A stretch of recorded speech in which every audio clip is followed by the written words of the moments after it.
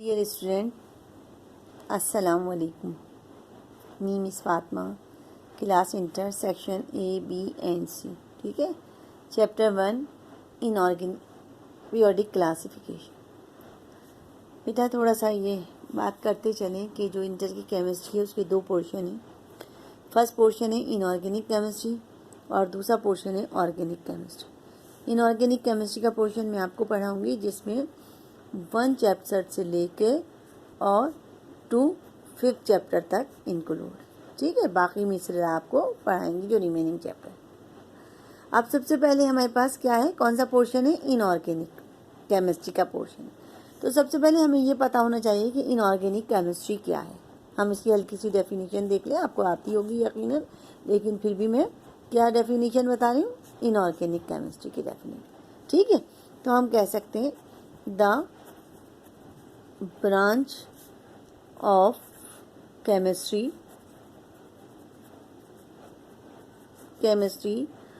that deals, ठीक है, with inorganic compound, the branch of chemistry that deals with inorganic compound, inorganic compound। ठीक है। Organic compound, chemistry की वो branch जो इनऑर्गेनिक कंपाउंड्स को डील करती है वो क्या कहलाती है, इनऑर्गेनिक केमिस्ट्री। अब कंपाउंड्स कौन कौन से इनऑर्गेनिक केमिस्ट्री में आ जाते हैं, यानी एग्जाम्पल्स कौन कौन सी आ जाती हैं। तो एग्जाम्पल्स आप बहुत अच्छे से आपको पता है। एग्जाम्पल्स सोडियम क्लोराइड, यानी मैं सिर्फ फार्मूला लिख रही हूँ, NaCl, जिसको हम क्या कहते हैं, use as a table salt करते हो ना, use as a table salt. ठीक है। दूसरी एग्जाम्पल भी हम दे देते हैं, सिलिकॉन डाइऑक्साइड, सिलिकॉन डाइऑक्साइड। ठीक है।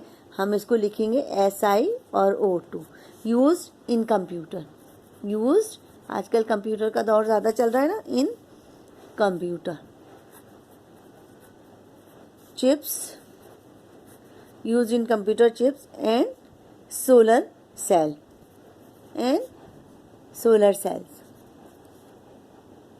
ठीक है, सोलर सेल्स। आगे बात सुनिए।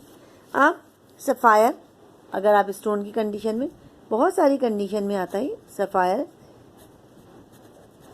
क्या है, इसका फार्मूला है Al2O3, a well known gemstone, यानी पत्थर जो नॉन जेमस्टोन, ये जो हमारे इसमें जेवरात में या कीमती पत्थरों में शुमार होता है। फिर हमारे पास सल्फ्यूरिक एसिड, आपको सबको पता है, sulphuric acid chemical widely used.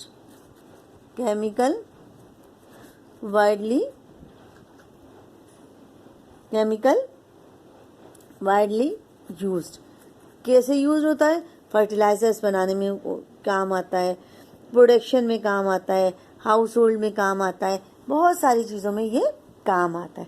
ठीक है। ड्रेन क्लीनर में काम आता है। ठीक।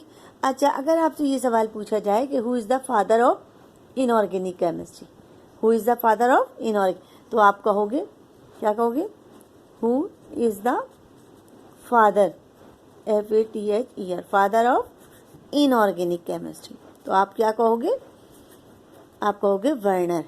ठीक है। WERNER, Werner has been called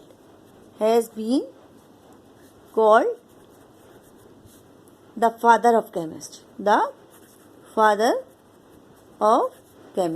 ठीक है। वर्नर हमारे पास फादर ऑफ केमिस्ट्री के तौर पे जाना जाता है, और इसको अपनी अचीवमेंट में, यानी इनऑर्गेनिक में जो इसने काम किया, तो उसको, यानी उसकी अचीवमेंट को रिकग्नाइज करने के लिए, इसकी अचीवमेंट को रिकग्नाइज किया गया, यानी his achievement is recognize by Nobel prize. इसको इसकी अचीवमेंट पे क्या मिला, नोबेल प्राइज मिला। ठीक है। ये हो गया, नोबेल प्राइज क्यों मिला, इसकी अचीवमेंट पे जो इसने काम किया। अब इनऑर्गेनिक केमिस्ट्री का थोड़ा सा तारुफ आ गया, ये थोड़ा सा इंट्रोडक्शन आ गया। अब हमारे पास आ जाता है चैप्टर का नाम पीरियोडिक क्लासिफिकेशन। ठीक है। तो सबसे पहले हम कहेंगे कि क्लासिफिकेशन हम किसे कह रहे हैं, ठीक है, क्लासिफिकेशन किसे कह रहे हैं। तो क्लासिफिकेशन सादा सी आपको डेफिनेशन में बता रही हूँ, नोट से यकीन। The method of arranging arranging similar elements in the same group, ठीक है, and separating separating them from dissimilar element, ठीक है, dissimilar elements is called classification of it. Classification of element की क्लासिफिकेशन इसलिए की जाती है, किसे कहते हैं क्लासिफिकेशन, कि वो मेथड जिसमें सेम एलिमेंट को प्रॉपर्टीज के हिसाब से एक जगह रखा जाए, डिसिमिलर को उनसे अलग किया जाए, तो वो कंडीशन क्या कहलाती है हमारे पास, क्लासिफिकेशन। पीरियोडिक क्लासिफिकेशन हम किसे कह रहे हैं, पीरियोडिक क्लासिफिकेशन किसे कह रहे हैं, तो उसके लिए हमारे पास क्या आ जाएगी कंडीशन कि the elements were arranged in the increasing order of their atomic weight. This orderly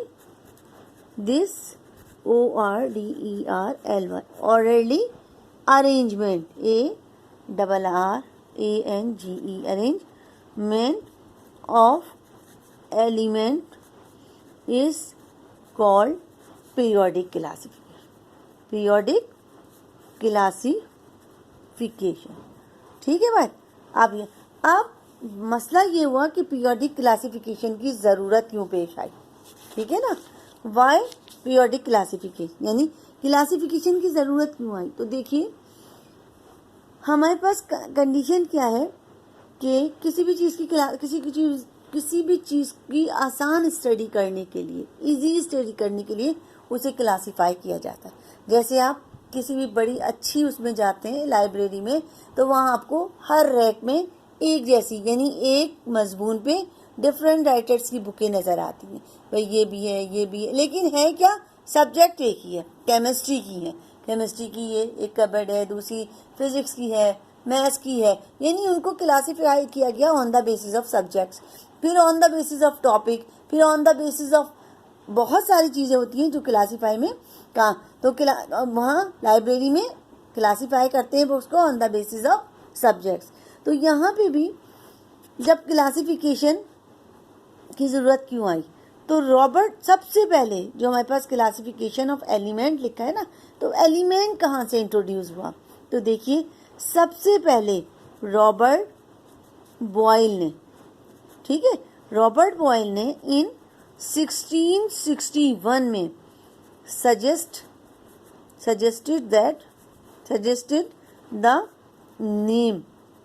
name of element। सबसे पहले रॉबर्ट बॉयल ने क्या किया, सजेस्ट किया एलिमेंट का नेम, किसको कहा, for a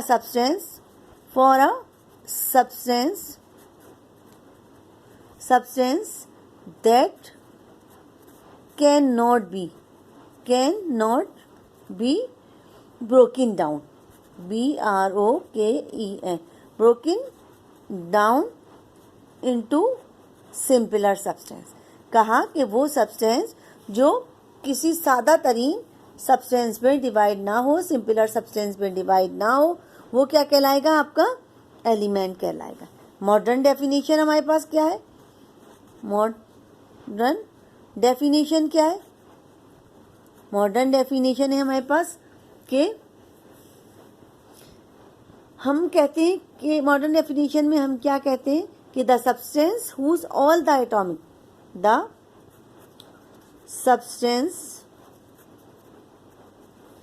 the substance whose all the atoms contain contain same number of protons. ठीक है, यानी having same atomic number, have same atomic number. ठीक है, नंबर. अब इज कॉल्ड एलिमेंट. एलिमेंट कहलाएगा ना. अब देखिए क्लासिफिकेशन ऑफ बिफोर 1661 से पहले, बिफोर 1661 से पहले chemist did not know about the element. Chemist did not know about the element. यानी केमिस्ट एलिमेंट के बारे में जानते ही नहीं थे कि व्हाट इज एलिमेंट, कि एलिमेंट क्या है. Chemist did not know about the element, कि what is element, know what element was. ठीक है, नो अबाउट द एलिमेंट.